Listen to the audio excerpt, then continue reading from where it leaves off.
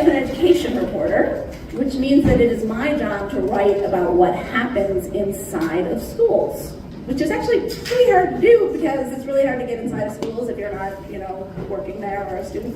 You can't roll up in school and say, hey, can I sit down on your English classes? When principals do allow me in, it's usually because they have something they're really proud of that they want to show off, and then I see a really kind of curated, they steer me towards certain classrooms and away from certain teachers. And when my kids were old enough to go to school, I'm like, okay, now I'm going to get the inside scoop. But of course, my kids are a lot like my sources, they only tell me things that are going to benefit them. And, it was this challenge, this frustration that I had to deal with until something huge happened.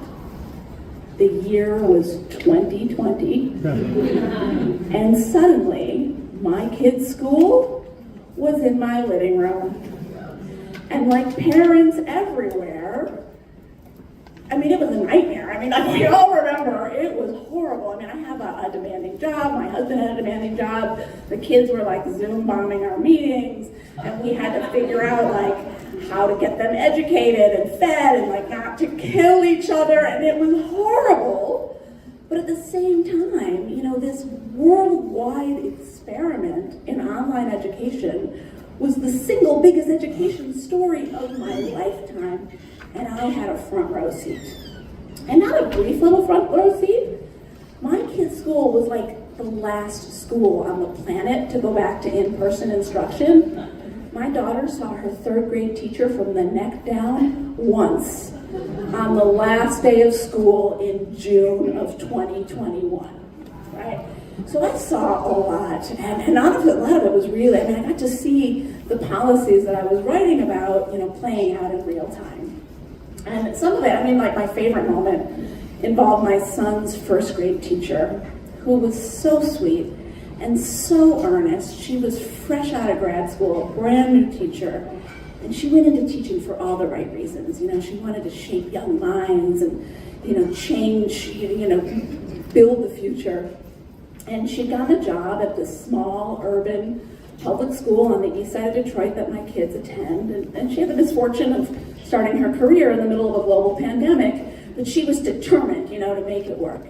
And, she was going to make changes. She would read a book to the kids, the first graders, every morning, and they always had kind of a social justice-y theme. She covered race, she covered ethnicity and diversity and gender. And this one morning, she's reading these kids a book about a trans child.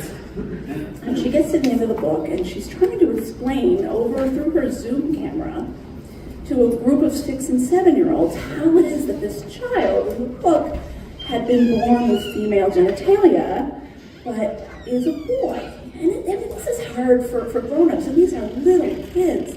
And she's being really careful. As she should be. A few months later, parents across the country were storming school boards to ban books exactly like this one. And as I'm listening to her cautious, explanation of this complicated subject, I'm thinking about all the other parents eavesdropping in all the other living rooms on these Zoom screens, and I'm thinking, oh my God, if some parent hits record on their phone and posts that stuff to the internet, there is going to be a firestorm. And then I'm thinking, maybe this is why principals don't want reporters and parents in the classroom. Maybe it's not cool that I'm here. Maybe I should actually leave. But by this point now, I'm sucked in. I'm so she gets to the end and she says to her class, okay, does anybody have any questions? She's just laid this bomb about gender and identity. And I'm okay. And there's a long pause. And my heart is racing. Oh my God, what's going to happen? And after this long wait, finally, this one little girl says, Miss Sarah? And I'm okay, all right, what's going to happen? How's this going to go down? And this little girl says, or the teacher says, oh, do you have a question? And she says, yeah, we went apple picking this weekend. And then this other little kid in the class says, we went apple picking too. And then, that was the end of the conversation. information. And here I had waited years for the opportunity to find out what really goes on in a classroom. And I gotta tell you, it was totally worth the wait.